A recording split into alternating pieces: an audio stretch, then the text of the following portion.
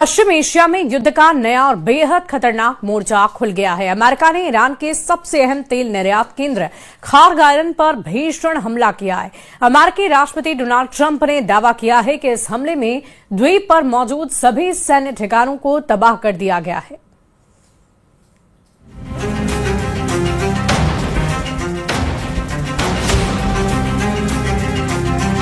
पश्चिम Asia में तबाही का नया अलार्म।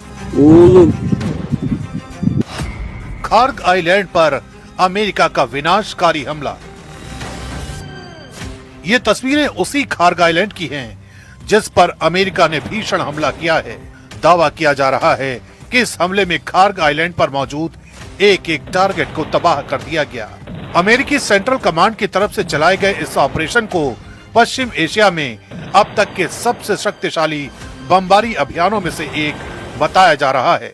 अमेरिकी राष्ट्रपति डोनाल्ड ट्रंप ने कहा कि इस हमले में द्वीप पर मौजूद सैन्य ठिकानों को निशाना बनाया गया, जबकि तेल से जुड़े ढांचे को जानबूझकर नहीं छुआ गया।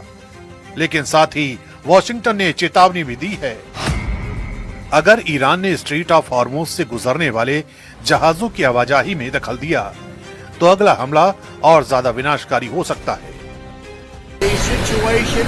In Iran is going very well. A lot of big hits today, a lot of big wins today, as you probably have heard militarily. And I think it's going very well and very good control. We'll see what's happening with the Straits. They continue to try and sabotage their own country in the Middle East, but it's been very, very strong militarily. Kharg island पर हुआ यह हमला कोई साधारण हमला नहीं माना जा सकता, क्योंकि अमेरिका की तरफ से इसे कई खास मकसदों से टारगेट किया गया है। ये द्वीप फारस की खाड़ी में ईरान के दक्षिणी तट से लगभग 25 किलोमीटर दूर स्थित है। प्रशासनिक रूप से ये ईरान के बुशहर प्रांत का हिस्सा है। खार्ग आइलैंड वो रणनीतिक द्वीप है जिसे ईरान की आर्थिक शक्ति की रीढ़ कहा जाता है। फारस की खाड़ी में स्थित ये छोटा सा द्वीप ईरान के तेल निर्यात का सबसे बड़ा केंद्र है। दुनिया भर के बाजारों में पहुंचने वाला ईरान का करीब 85 से 90% कच्चा तेल इसी द्वीप से होकर गुजरता है। यहाँ विशाल ऑयल टर्मिनल, स्टोरेज टैंक और पाइपलाइन नेटवर्क मौजूद है, जिससे हर दिन लाखों बैरल तेल टैंकरों में भरा जाता है। यही वजह है कि इस इलाके में ईरान ने मजबूत नौसैनिक और मिसाइल सुरक्षा भी तैनात कर रखी है। इतिहास भी बताता है कि ईरान इराक वॉर के दौरान भी इस द्वीप को कई बार टारगेट किया गया था। अब एक बार फिर यही द्वीप पश्चिम एशिया की बढ़ती तबाही का नया केंद्र बनता दिखाई दे रहा है, क्योंकि अमेरिकी राष्ट्रपति डोनाल्ड ट्रंप ने साफ कह दिया है कि ईरान को सरेंडर करना ही होगा। ईरान की सेना और इस शासन से जुड़े लोगों के लिए बेहतर होगा कि वे अपने हथियार डाल दें और अपने देश का जो बचा है उसे बचा लें। ईरान के पास ऐसी किसी भी चीज की रक्षा करने की क्षमता नहीं है जिसे हम निशाना बनाना चाहें। ईरान कभी भी परमाणु हथियार हासिल नहीं करेगा और न ही दुनिया को धमकी देने की क्षमता हासिल कर पाएगा। लेकिन खार्ग आइलैंड पर हुआ यह हमला सिर्फ एक सैन्य कार्रवाई नहीं है, बल्कि पश्चिम एशिया की रणनीतिक तस्वीर को बदल देने वाला संकेत भी माना जा रहा है, क्योंकि खार्ग आइलैंड सिर्फ ईरान के लिए ही नहीं बल्कि वैश्विक ऊर्जा बाजार के लिए भी बेहद अहम केंद्र है। माना जाता है कि दुनिया के तेल बाजार का बड़ा हिस्सा स्ट्रेट ऑफ हॉर्मुज और फारस की खाड़ी से होकर गुजरता है। ऐसे में अगर खार्ग आइलैंड पर तनाव बढ़ता है तो इसका असर सिर्फ ईरान तक सीमित नहीं रहेगा, बल्कि पूरी दुनिया के तेल बाजार और समुद्री व्यापार पर पड़ सकता है। यही वजह है कि खार्ग आइलैंड पर हुआ यह हमला अब पश्चिम एशिया में बढ़ते युद्ध और संभावित वैश्विक ऊर्जा संकट की सबसे बड़ी चेतावनी के तौर पर देखा जा रहा है। और देखिए, ईरान पर अगले कुछ घंटों में ऐसा हमला होने वाला है जैसा अब तक नहीं हुआ है। राष्ट्रपति ट्रंप ने ऐलान किया है कि ईरान जंग हार बैठा है और अब हम ईरान में ऐसी सैन्य कार्रवाई करने जा रहे हैं जिसके बाद ईरान से हमेशा के लिए खामनेई शासन खत्म हो जाएगा।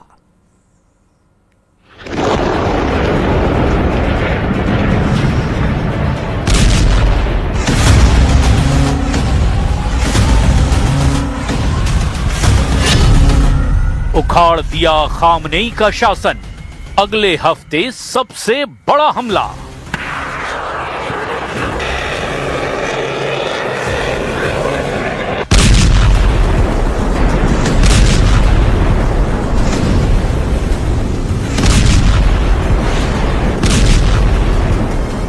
दो हफ्ते से ज्यादा की जंग में ईरान बुरी तरह से तबाह हो चुका है। हैरानी की बात तो ये है कि प्रचंड नुकसान के बावजूद ईरान अभी तक अमेरिकी और इजरायली अड्डों पर हमले करता जा रहा है। दावा तो यहां तक किया जा रहा है कि पश्चिम एशिया के लगभग सभी देशों पर ईरान हमला कर रहा है। स्ट्रेट ऑफ हॉर्मुज में ईरान के आक्रामक तेवरों से बेशक अमेरिका और इजराइल की नींद उड़ा दी हो, लेकिन अब अमेरिका ईरान से खामनेई शासन को तेजी से उखाड़ फेंकने के लिए नए हथकंडे अपनाकर हमले कर रहा है। दावों के मुताबिक अमेरिकी सेना जमीन पर उतर रही है और करीब 2500 अमेरिकन मरीन ईरान की जमीन पर सीधा हमला करने को तैयार हो चुके हैं। दावा किया जा रहा है कि इसीलिए अमेरिका ने ईरान के सबसे बड़े तेल भंडार वाले इलाकों पर तूफानी और भयानक हमले किए हैं। ईरान के खर्ग द्वीप पर रात भर चले B-2 बम वर्षक, F-35 जेट और टॉमहॉक मिसाइलों के हमलों ने पूरा खर्ग द्वीप धुआं धुआं कर दिया। ट्रंप ने दावा किया कि उन्होंने ईरान के खर्ग द्वीप में तेल टर्मिनल को नहीं उड़ाया है। अगर ईरान हमले जारी रखता है तो इन्हें हम तबाह कर देंगे। यानी वार पलटवार में घटनाक्रम तेजी से बदल रहा है। लेकिन हम शुरुआत करते हैं ईरान के युद्ध से जुड़ी उस ताजा खबर से जिसने पूरे पश्चिम एशिया को दहला रखा है। अगले 100 घंटे में सबसे बड़ा हमला, ट्रंप ने जीत ली ईरान की जंग।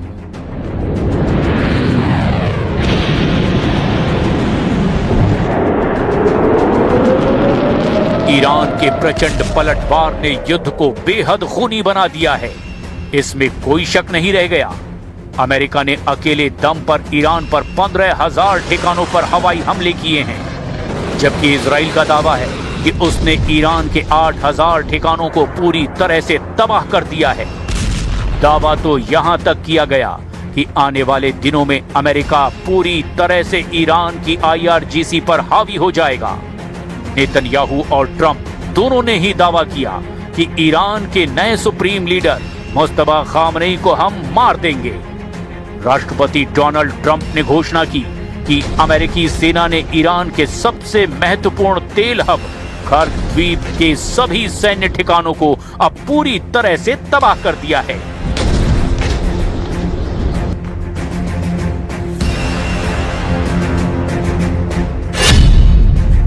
ट्रंप का ईरानी फॉर्मूला, ईरान की आर्थिक ताकत या कहें ईरान की जान खर्ग द्वीप पर होते जरा इन धमाकों को देखिए।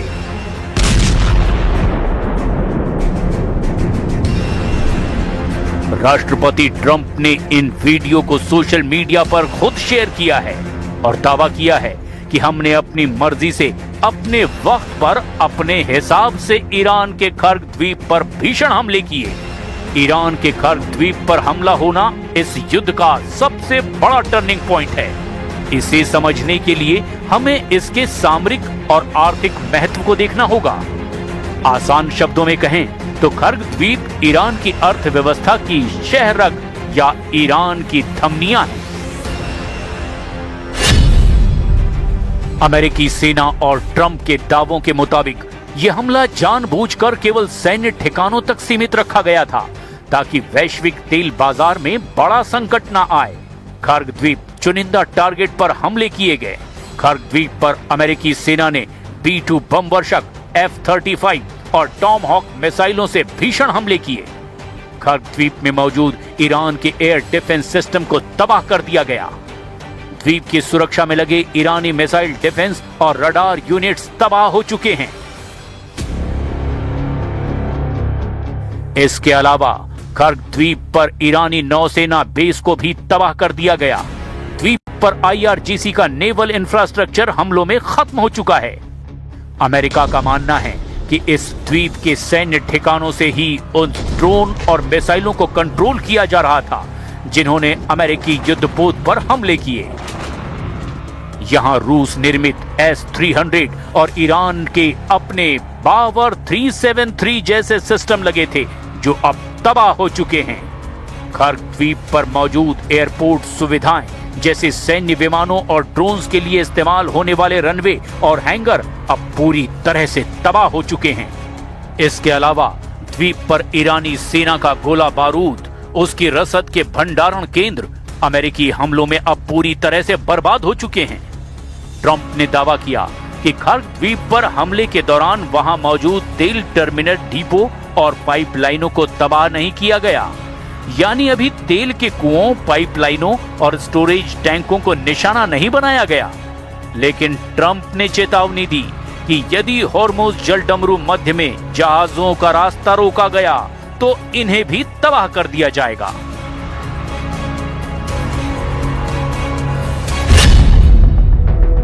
खर्क द्वीप ईरान का ऑयल एटीएम। खर्क द्वीप ईरान के लिए कच्चा तेल निर्यात करने का सबसे बड़ा और मुख्य केंद्र है। ईरान अपना लगभग 90% कच्चा तेल इसी द्वीप के माध्यम से वैश्विक बाजार में भेजता है। यहाँ तेल के विशालकाय स्टोरेज टैंक हैं, जहाँ लाखों बैरल तेल जमा रहता है। अगर ये टैंक नष्ट होते हैं तो ईरान के पास तेल बेचने का कोई दूसरा रास्ता नहीं बचेगा। ये द्वीप फारस की खाड़ी में तट से लगभग 25 किलोमीटर दूर मौजूद हैं। इसकी स्थिति ऐसी है जहां से हॉर्मुज़ जलडमरू मध्य पर नजर रखना और उसे नियंत्रित रखना आसान है। ये एक तरह से समुद्र के बीच में बना ईरान का अभेद्य किला है, जहां से वो अपनी नौसैनिक गतिविधियों को अंजाम देता है। ईरान ने इस द्वीप को बचाने के लिए यहाँ अपनी सबसे आधुनिक डिफेंस प्रणाली तैनात कर रखी है। इधर खबर आ रही है कि अमेरिका के 2500 मरीन खर्क द्वीप पर पूरी तरह से कब्जा करने के लिए आ रहे हैं। हालांकि ईरान ने दो टूक कहा है कि अगर ऐसा अमेरिका करता है तो ईरान अमेरिका के मरीन को ताबूत में भरकर भेज देगा।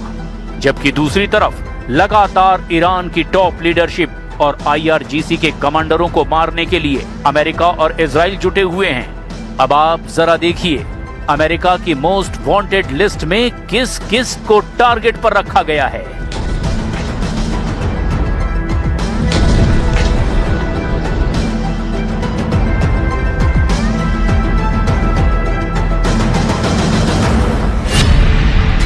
अमेरिका की वांटेड लिस्ट, 100 करोड़ रुपए का इनाम। अमेरिका के विदेश विभाग ने अपने रिवॉर्ड्स फॉर जस्टिस प्रोग्राम के तहत ईरान के नए सुप्रीम लीडर और कई शीर्ष कमांडरों पर 10 मिलियन यानी लगभग 92.6 करोड़ रुपए तक के इनाम रख दिए हैं। अमेरिकी सरकार का आरोप है कि ये नेता इस्लामिक रिवोल्यूशनरी गार्ड कॉर्प्स यानी IRGC के कई अंगों का संचालन करते हैं, जो वैश्विक स्तर पर आतंकवादी गतिविधियों और अमेरिकी हितों पर हमलों में शामिल रहते हैं। पहला टारगेट मुस्तफा खामनेई हैं, ईरान के नए सुप्रीम लीडर, पूर्व सुप्रीम लीडर अली खामनेई के बेटे। उन्हें हाल ही में ईरान का सुप्रीम लीडर बनाया गया है।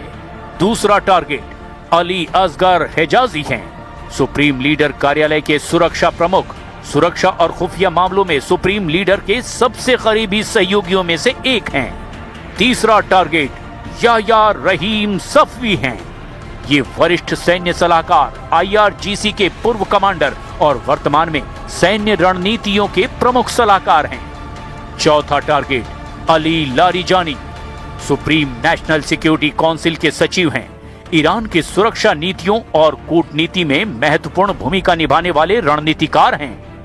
पांचवा टारगेट स्कंदर मोमिनी, ईरान के आंतरिक मंत्री, देश की आंतरिक सुरक्षा और पुलिस बल का नेतृत्व कर रहे हैं।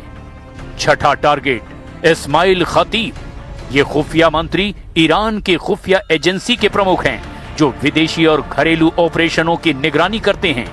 इन्हें मिलाकर 10 लोगों को ट्रंप ने मोस्ट वांटेड लिस्ट में डाला है और इनका पता बताने वालों को इनाम के साथ साथ सुरक्षा मुहैया भी कराने का ऐलान किया। अब देखना ये होगा कि आने वाले कुछ घंटों में ईरान खुद पर हुए हमलों पर किस तरह से पलटवार करता है।